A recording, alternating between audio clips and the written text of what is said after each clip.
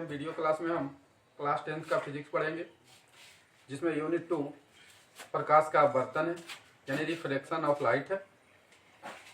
पिछले वीडियो में हमने प्रकाश के अपवर्तन से क्या समझते हैं, इसके नियम को हमने पढ़े थे। ये क्लास 10th का है फिजिक्स, और क्लास 10th और क्लास 12th का क्लास 10th का फिजिक्स में कुछ पार्ट और क्लास 12th का ऑप्टिक्स में कुछ पार्ट या लगभग पार्ट मिलते जुलते हैं। तो आज के टॉपिक हम पढ़ेंगे कि इस टॉपिक का हमारा नाम है अपवर्तनांक को परिभाषित करें तथा इसके प्रकार को लिखें। अपवर्तनांक को परिभाषित करें तथा इसके प्रकार को लिखें, ये पढ़ेंगे। तो अपवर्तनांक यानी रिफ्रैक्टिव इंडेक्स, इसमें हम समझते हैं कि अपवर्तनांक क्या होता है। तो कहता है अपवर्तनांक किसी भी माध्यम का वह गुण है, अपवर्तनांक किसी भी माध्यम का वह गुण है। जैसे दो माध्यम होते हैं, एक विरल माध्यम, एक सघन माध्यम। विरल माध्यम अगर हवा है तो सघन माध्यम चलिए रख लेते हैं, जल है, कांच है, इस तरह से बात करते हैं। तो अपवर्तनांक किसी भी माध्यम का वह गुण होता है जिसके आधार पर उस माध्यम में प्रकाश किस वेग से गति करेगा यह निर्धारित होता है। मतलब हम बोल सकते हैं कि अपवर्तनांक जो है किसी माध्यम का वह गुण है जो निर्धारित करता है कि उस माध्यम में प्रकाश का वेग क्या है। अगर जल है तो जल में प्रकाश का वेग का निर्धारण कौन करता है? अपवर्तनांक। यानी अपवर्तनांक के माध्यम से ही हम लोग किसी भी माध्यम में प्रकाश के वेग का निर्धारण, वायु में प्रकाश का वेग क्या है, जल में प्रकाश का वेग क्या है, कांच में प्रकाश का वेग क्या है, इस तरह से ये किसके माध्यम से हम करते? अपवर्तनांक के माध्यम से करते। जैसे हम लोग बोलते हैं क्या है, जानते हैं कि सबसे ज्यादा अपवर्तनांक किसका होता है? हीरा का होता है, 2.42। कांच का अपवर्तनांक क्या होता है? 1.5 यानी 3/2 होता है। इस तरह से कहने का मतलब वायु का अपवर्तनांक क्या होता है? तो 1.003, लगभग में हम उसको 1 बोलते हैं। इस तरह से बात, यानी अपवर्तनांक के सहायता से ही हम लोग उस किसी भी माध्यम में, चाहे कोई भी माध्यम में, जल, कांच, हवा, हीरा, किसी भी माध्यम रहे, उसमें हम प्रकाश के वेग का निर्धारण करते हैं। अर्थात अपवर्तनांक के आधार पर ही उस माध्यम में प्रकाश के वेग को परिभाषित या ज्ञात कर सकते हैं। इसे म्यू से सूचित किया जाता है। किसे? अपवर्तनांक को। अपवर्तनांक को हम लोग म्यू से सूचित करते हैं। अब कहता है ये दो प्रकार का होता है, या और भी बोल सकते हैं अपवर्तनांक की परिभाषा में कि निर्वात में प्रकाश की चाल समान होती है, परंतु द्रव्यात्मक माध्यम यानी कोई दूसरे माध्यम में प्रकाश की चाल भिन्न भिन्न होती है। इसी अंतर को स्पष्ट करने के लिए एक राशि प्रयुक्त होती है, एक फिजिकल क्वांटिटी प्रयुक्त होती है, भौतिक राशि प्रयुक्त होती है, जिसे हम माध्यम का अपवर्तनांक कहा जाता है। फिर से हम कह सकते हैं कि निर्वात में प्रकाश की चाल या शून्य में प्रकाश की चाल समान होती है, परंतु दूसरे माध्यम में प्रकाश की चाल भिन्न भिन्न होती है, अलग अलग होती है। मतलब निर्वात या शून्य में प्रकाश की चाल जैसे 3×10⁸ मीटर प्रति सेकंड, लेकिन कोई दूसरे माध्यम में अलग अलग होती है, जल में कुछ अलग, कांच में अलग। तो इस अंतर को स्पष्ट करने के लिए एक राशि प्रयुक्त होती है, जिसे हम लोग उस माध्यम का अपवर्तनांक कहा जाता है। ये भी बोल सकते हैं, बहुत सारे परिभाषा होते हैं। अब कहता है ये दो प्रकार के होते हैं अपवर्तनांक। कितने? दो प्रकार के होते हैं। एक होते हैं निरपेक्ष अपवर्तनांक, एब्सोल्यूट रिफ्रैक्टिव इंडेक्स। दूसरा होता है सापेक्ष अपवर्तनांक, या इसी को बोलते हैं सापेक्षिक या आपेक्षिक अपवर्तनांक, रिफ्रैक्टिव इंडेक्स। अब निरपेक्ष अपवर्तनांक कहता है कि यदि पहला माध्यम निर्वात, यदि पहला माध्यम, या सिंपल आप बोल सकते हैं कि अपवर्तनांक के परिभाषा को ही आप बोल दीजिए सापेक्ष निरपेक्ष अपवर्तनांक। और निरपेक्ष अपवर्तनांक से ही दो निरपेक्ष अपवर्तनांक बनते हैं, मिलते हैं, तो जाके सापेक्ष अपवर्तनांक की परिभाषा मिलता है। यानी अपवर्तनांक की परिभाषा से निरपेक्ष का और निरपेक्ष, दो निरपेक्ष मिलते हैं तो सापेक्ष आवर्तन या अपेक्षिक आवर्तनांक के बारे में जानकारी मिलती है।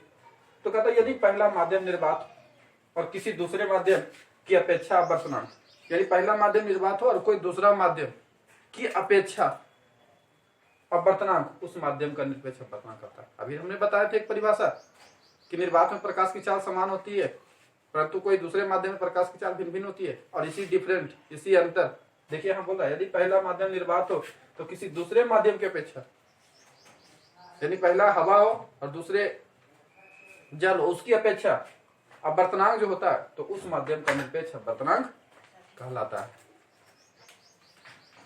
अतः निरपेक्ष आवर्तनांक बराबर होता है निर्वात या शून्य में प्रकाश की चाल और बटे माध्यम में प्रकाश की चाल।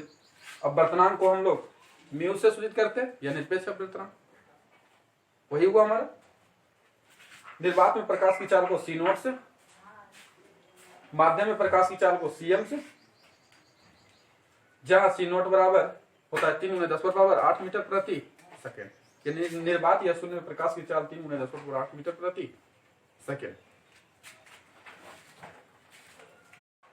अब हमारा दूसरा है आपेक्षिक या सापेक्षिक आवर्तनांक, या इसको सापेक्ष आवर्तनांक भी बोल सकते हैं। तो इसमें ध्यान देना है, इसमें कहता है कि दो माध्यमों के निरपेक्ष आवर्तनांक के अनुपात को अपेक्षिक या सापेक्षिक आवर्तनांक कहते हैं। हमने पिछले वीडियो में आपको या पिछले टॉपिक में अभी हम आपको बताए हैं कि निरपेक्ष आवर्तनांक में बताए थे कि आवर्तनांक की परिभाषा को हम लोग लगभग बोलते हैं निरपेक्ष आवर्तनांक, और दो निरपेक्ष आवर्तनांक जब मिलते हैं तो जाके अपेक्षिक या सापेक्षिक आवर्तनांक होता है। तो इसमें यही बोल रहा है कि दो माध्यमों के निरपेक्ष, यानी दो अलग अलग माध्यम लीजिए और उसका निरपेक्ष आवर्तनांक के अनुपात, यानी उसको बटा कर दीजिए कि अपेक्षिक या सापेक्षिक आवर्तनांक कहा जाता है। देखिएगा ये हमारा इंपॉर्टेंट है, अपेक्षिक या सापेक्षिक आवर्तनांक, इससे बहुत सारे पॉइंट क्लियर होते हैं। इसके बाद कहता है कि जल के सापेक्ष कांच का आवर्तनांक। हम कुछ उदाहरण लेते हैं कि जल के सापेक्ष कांच का आवर्तनांक। तो जल के सापेक्ष यानी वाटर, W से इंडिकेट कर देते हैं वाटर, आवर्तनांक को म्यू से, और किसका आवर्तनांक, कांच का आवर्तनांक।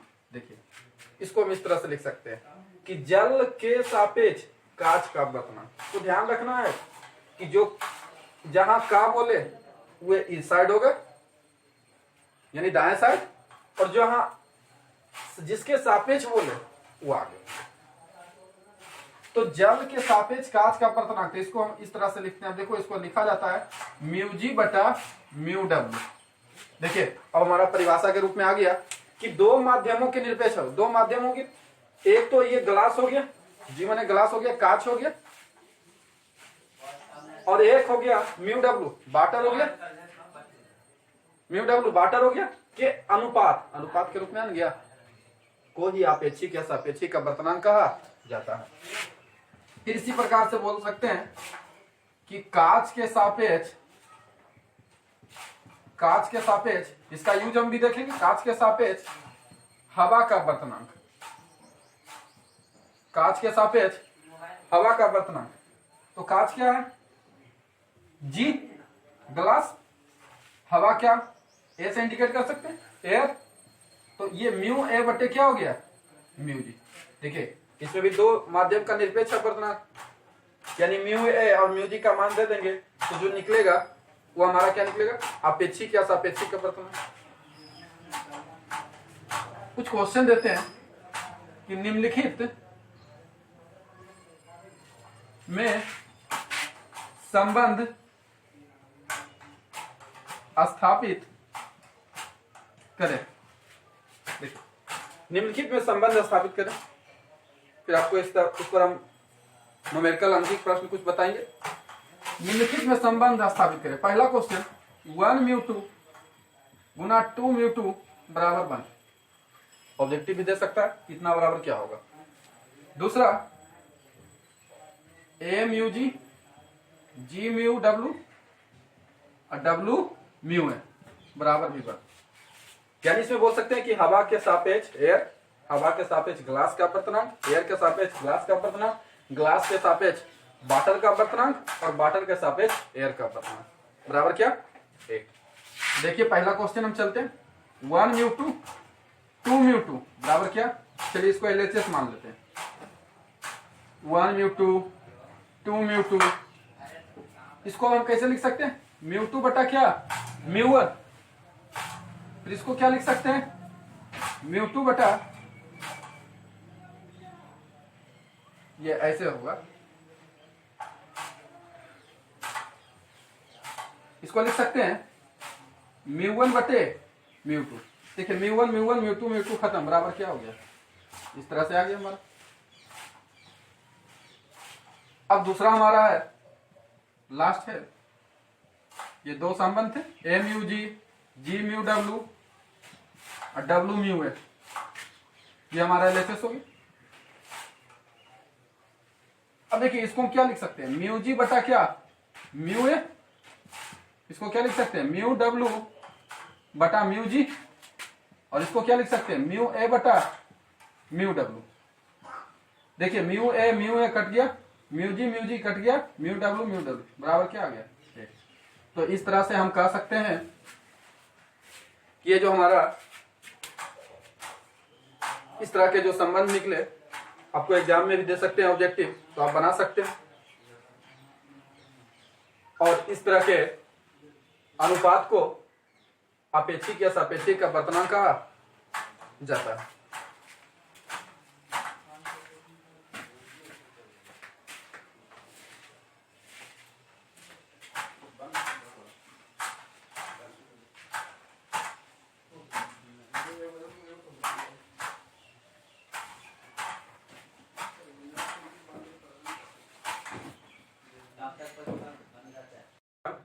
अब हमारा है कि अपवर्तनांक को प्रभावित करने वाले कारक, अपवर्तनांक को क्या प्रभावित करते हैं, अपवर्तनांक को क्या प्रभावित करते हैं, किस पर निर्भर करता है। तो कहता है कि अपवर्तनांक को प्रभावित करने वाले कारक प्रमुख हैं। पहला कहता है माध्यम का ताप बढ़ाने पर उस माध्यम का अपवर्तनांक घटता है, यानी ताप के बढ़ने से अपवर्तनांक का मान घटता है, और ताप घटेगा तो वो माध्यम का अपवर्तनांक बढ़ेगा। तो ये ऑब्जेक्टिव पॉइंट बनेगा कि ताप का बढ़ने पर अपवर्तनांक का मान। दूसरा डिपेंड करता है, प्रभावित करता है माध्यम की प्रकृति, कैसा माध्यम, जल है, कांच है, हवा है, इस पर भी डिपेंड करता है। तीसरा प्रकाश का तरंग दैर्घ्य, अब माध्यम में तरंग दैर्घ्य कैसे चल रहा है, उसका रंग क्या है, इस पर भी डिपेंड करता है। तो ये सब जो है ये अपवर्तनांक को प्रभावित करते हैं। नेक्स्ट क्वेश्चन है, देखिएगा कि जल तथा कांच का अपवर्तनांक दिया है। जल का क्या दिया, तो जल की कांच की अपेक्षा अपवर्तनांक क्या होगा, जल का क्या 4/3, यानी इसको लिख सकते हैं म्यू डब्ल्यू बराबर 4/3। कांच का अपवर्तनांक क्या दिया म्यू जी बराबर 3/2 है ना, कांच का अपवर्तनांक। तो जल का कांच की अपेक्षा, तो हम बताए थे जो अपेक्षा बोले वो आगे, तो कांच की अपेक्षा जल का अपवर्तनांक, ये आपसे पूछ रहा है। देखिए जल का तो काम में गुना होता है, ऐसे भी ऊपर में होता है, अपेक्षा बटा में, तो कांच की अपेक्षा, कांच आ गया है और ग्लास ये जल इधर आया, तो ये हो गया कांच की अपेक्षा वाटर का अपवर्तनांक, यानी जल का अपवर्तनांक, यानी बोल सकते हैं इधर ग्लास की अपेक्षा वाटर का अपवर्तनांक या कांच की अपेक्षा जल का अपवर्तनांक। अब इसको हम लिखेंगे क्या, इसको तोड़ेंगे, जैसे जी म्यू डब्ल्यू है तो इसको तोड़ेंगे तो हो जाएगा म्यू डब्ल्यू बटे म्यू जी, और म्यू डब्ल्यू का मान हमारा क्या दिया हुआ है 4/3, इसका मान क्या है 3/2, ये ऐसे मल्टीपल हो जाएगा, 4 दूनी 8, 3 दिया, तो यही हमारा निकला कि जल की अपेक्षा कांच का अपवर्तनांक। बाकी हम टॉपिक अगले वीडियो में पढ़ेंगे।